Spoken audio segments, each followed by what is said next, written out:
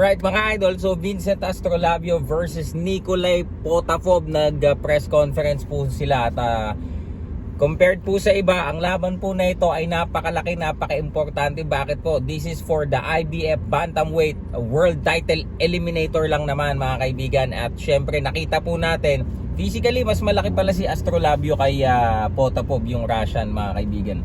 At ito pong si Astrolabio talagang gumawa ng ingay. Sabi niya, napaka-short lang pero napaka-crispy nung sagot niya. Tinanong siya ano daw ang asahan natin sa kanyang laban. Ang sabi niya, one-liner lang, knock out.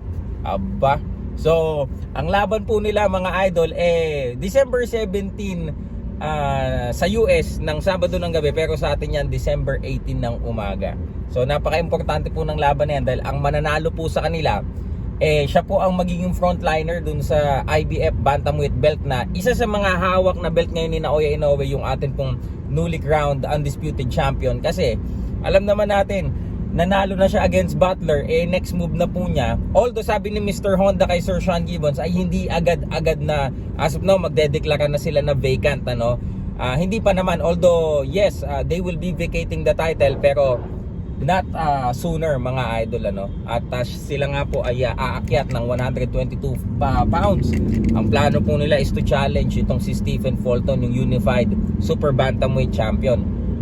And syempre, bukod po kay Vincent Astrolabio, hopefully no, kung siya po ang maghari dito sa laban na ito, talaga pong siya ang magiging priority once IBF Bantamweight title has been available mga idol. And syempre pa, yung mga ibang bantamweight Pinoys mga kaibigan, nandiyan po si Raymart Gabalio, nandiyan po si Jonas Sultan, yung kakakyat lang din ng super bantamweight na si Champ Jerwin ng Kahas, na currently ranked number 7 by the IBF. Syempre hindi din malayo na pati sa ibang organization mapalaban po siya. So yun po ang napakaraming opportunity na magbubukas sa mga Filipino fighters, of course dahil handled sila by this highly influential matchmaker na talaga nga namang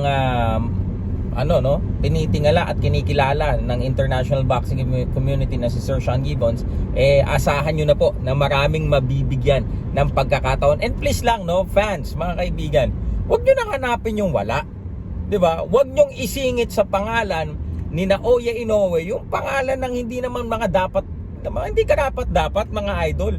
Pero mo, kakapanalo lang niya ng bantamweight undisputed titles, isisingit niyo yung pangalan ng no bearing na nga, no contest pa.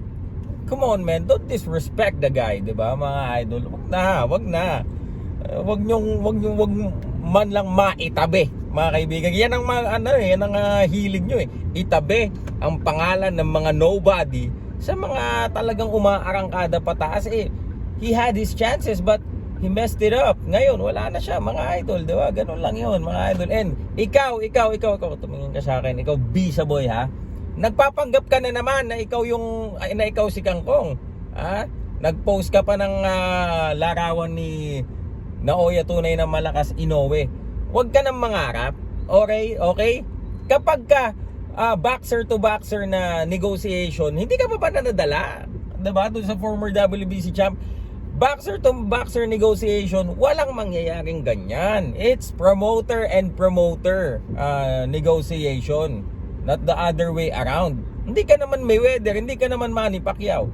Even Mayweather, even Manny Pacquiao, they have their representative to do it for them. Hindi pwedeng ikaw si boxer, ikaw mismo ang gagawa, kikilos. Nako men, tangkong ka talaga. Yan. So yun lang mga idol, mamaya naman gagawa natin na reaction yung naging pagpo-post nitong mga nonsense na ito mga idol. At gagawa po tayo ng reaction at feedback dyan mga idol. So yun lang po muna, driving po muna tayo mga idol. Once again, Silver Voice TV.